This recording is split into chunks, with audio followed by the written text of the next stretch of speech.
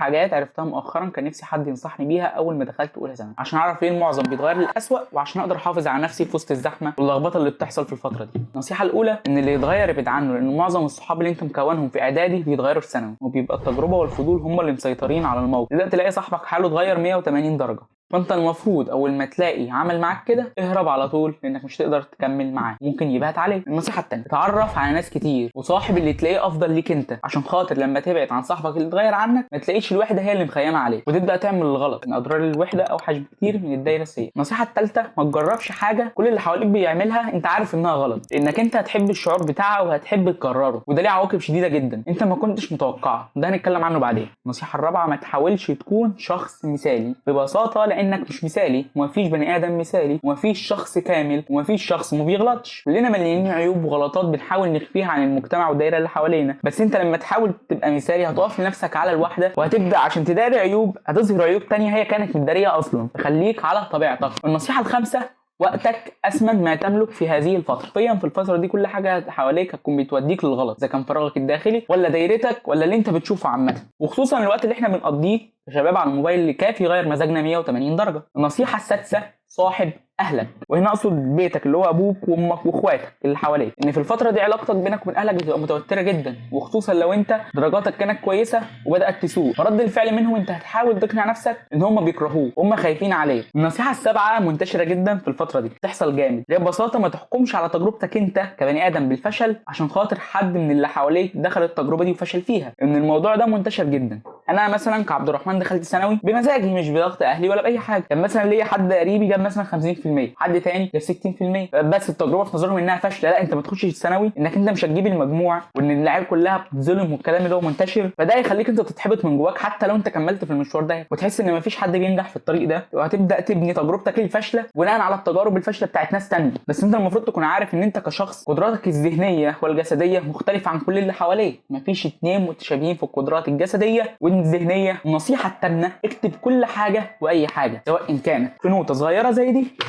او كشكول كبير زي ده. مثلا النوته دي بكتب فيها الحاجات الصغيره اللي انا بحب اعملها او ناوي اعملها، مثلا زي كده مثلا. اما بقى دي ده البعبع كاتب فيه كل الافكار السوداء اللي جات لي اولى ثانوي وثانيه ثانوي وثالثه ثانوي اللي هي حاليا. ان بجد الكتابه والتدوين بيكونوا مرجع لحاجات كتير، سواء فكره انت كنت كاتبها او شعور كان مضايقك وملازمك فانت هتتخلص منه، او حاجه انت عايز تجيبها وكنت خايف لا تنساها، او حاجه انت كنت عايز تعملها هتلاقيها قدامك. النصيحه التاسعه اتعلم تقول لا بدون خجل، قول لا لاي حاجه تضيع وقتك في حاجه مش مفيده، قول لا لاي تجربه انت عارف انها غلط. النصيحه العاشره اتعلم تخطط ليومك، يقول لك بقى السنه ولا الشهر ولا الاسبوع ليومك، يعني انت خطط مثلا للحد السبت وكده، ان في الفتره دي الكسل الدراسي هو المسيطر على الموقف، وهتفضل بقى تراكم وانت مش حاسس بنفسك، فانت لازم تكون مخطط ليومك من قبله عشان تتجنب الكسل وعشان خاطر تتجنب مشاوير ملهاش لازمه. النصيحه ال11 مش كل يوم هيمشي زي ما انت عايز، لان حتى لو انت بتخطط هيجي عليك فترات مش هتبقى كويس، حتى لو انت بتحاول تمشي على تخطيطك. يعني انت لازم تكون عارف انت بني ادم مش روت، مش هتمشي على انت كاتبه بنسبه 100%، هتتعب، هيحصل لك ظرف، هيجي لك مشوار مفاجئ تعمله هيعطلك عن مهمه من المهمات، وفي نفس الوقت يومك خلص فده انت ترحلها لاي يوم تاني، ده قصدي فاهمني. النصيحه ال12 مش عيب تطلب المساعده سواء كان في دراسه او في موقف في حياتك عامه، لان احنا بنكمل بعض. النصيحه ال14 بقى دي بصراحه اكتر غلطه وقعت فيها، خد بالك من كلامك مع نفسك، لان ببساطه كل كلمه انت بتقولها لنفسك هي فعل ناتج ليك بعد كده. ذلك انك عليك امتحان وانت مثلا في جزء معين مسقط منك، انت مثلا تقعد بقى بينك وبين نفسك تعمل كده،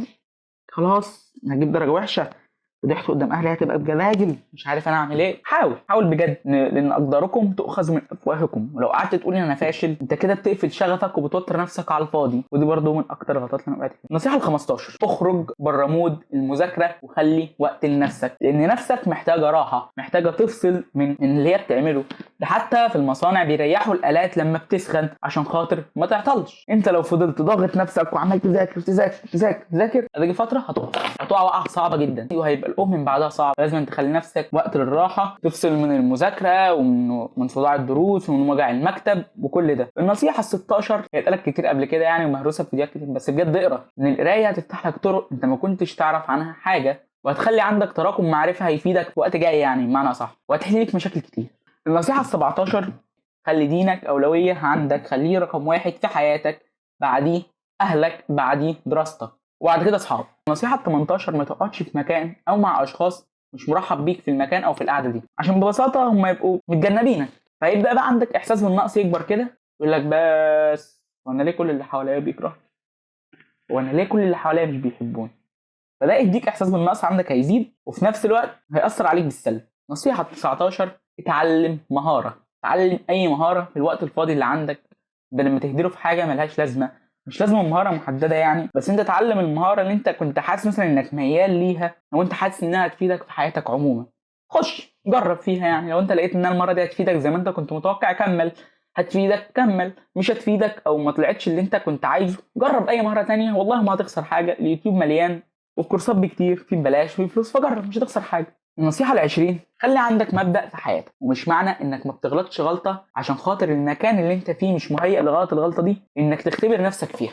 اوضح يعني بمعنى اصح، انت مثلا مش بتدخن لانك انت قاعد في بيتك وفي وسط اهلك محدش بيدخن، فالمكان مش مهيئ ليك، فعشان كده انت ما بتدخنش. وما تروحش تقول بقى انا هختبر نفسي وتروح تقعد في وسط شله صحاب او في مكان كل اللي فيه بيدخنوا وتقول انا مش هدخن. انت لو حد عزم عليك انت مش ضامن نفسك وفضولك هيقول لك اقف عند الحته دي ولا لا. ده ببساطه لان النفس اماره بالسوء. كلمه اخيره بقى بمناسبه ثانويه عامه والكلام ده، الثانويه العامه هي مجرد مرحله في حياتك مش نهايه المطاف. هي مرحله مهمه ومحتاجه تخطيط كويس، وانك تحافظ على نفسك فيها من الملهيات من المغريات وتتجنب الكسل، بس هي مش نهايه المطاف. والكلام ده بقوله ليا قبل ما اقوله ليكوا لاني ثالثه ثانوي السنه دي. وما تكملش مع مدرس انت مش فاهم منه لمجرد انك اشتريت الكتاب بتاعه او دفعت الفلوس ليه. لو تعرف تسترد بالفلوس استرد ده، والكتاب هتستفيد منه في افكار الحل. وتاني حاجه، ما تكملش مع المدرس اللي بيتريق عليك لمجرد ان قدراتك اقل من قدرات الناس اللي حواليك في المجموعه، طلعك مسرح كل حصه عشان ضحك الطلاب عليك.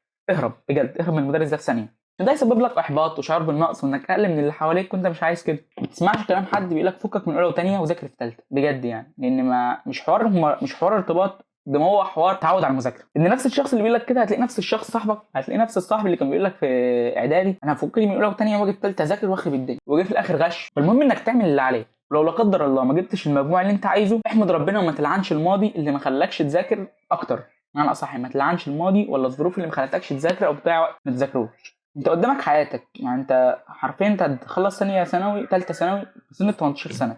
انت قدامك حياتك كبيره، ممكن تنجح في الكليه اللي انت ما كنتش راضي بيها، ممكن تنجح في اي مجال تاني غير التعليم، شغل مثلا هتشتغله بعد الكليه اللي ما كانتش عاجباك وتنجح وربنا يفتحها عليك. انا عبد الرحمن محمود، من فيديو جديد.